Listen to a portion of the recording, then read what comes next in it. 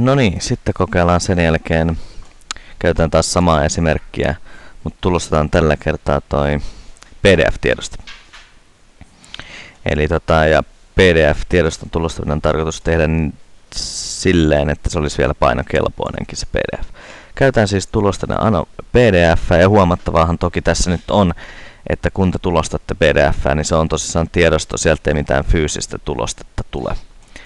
Ja samat hommat kuin Illustratorissa tulostamisesta muutenkin, paperin koot, setupit, marks and bleed kohdassa tarvittavat asetukset, mitä sinne ikinä halutaankaan tehdä.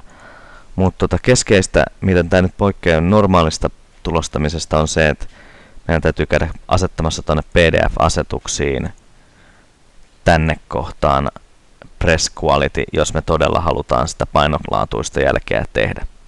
Sieltä kannattaa ottaa tuo Rely on System Fonts Only, koska useasti te olette käyttänyt siellä töissä jotain erikoisfontteja, ja tästä sitten tulee erilaisia ongelmia sen kanssa.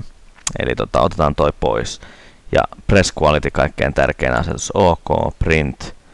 Ja periaatteessa me nyt ollaan valmiita tulostamaan se PDF-tiedosto. Muistakaa kaikki muutkin asetukset, katsokaa aikaisemmat videot, jos ne ei ole teille tuttuja.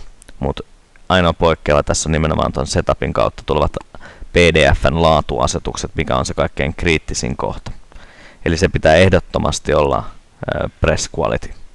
Sitten otetaan printti ja pannaan se vaikka tuonne desktopille, eli tässä kysytään nyt paikkaa, minne se tiedosto tulee.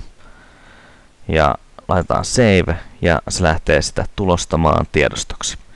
Ja tällä kertaa huomataan, että tuonne tulee tuo PDF-ikoni pyörimään, joka ilmoittaa sen, että se on tulostaa PDF-tiedostoa. Seuraavaksi pitäisi se tähän aukaista se meidän PDF, näin tekikin vielä. Eli se tuli niin kuin pitikin.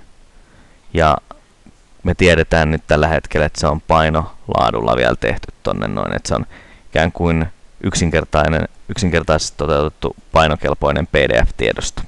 Toki paljon muutakin PDFiin liittyy, mutta tuo on niin kuin ensimmäinen askel PDF-tulostamisen maailmaan. Tehkää sama perässä, niin sen jälkeen PDFien eli digitaalisten painolevyjen ensimmäinen vaihe on ikään kuin saatu aikaiseksi. Hyvä, kiitoksia.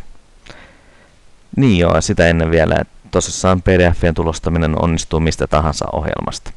Ja muistakaa, vanhemmissa ohjelmissa erityisesti se ei ole välttämättä sama asia kuin PDF Export. Nykyään se alkaa olla lähes vastaavalla tasolla. Mutta tässä tämä. Kiitoksia.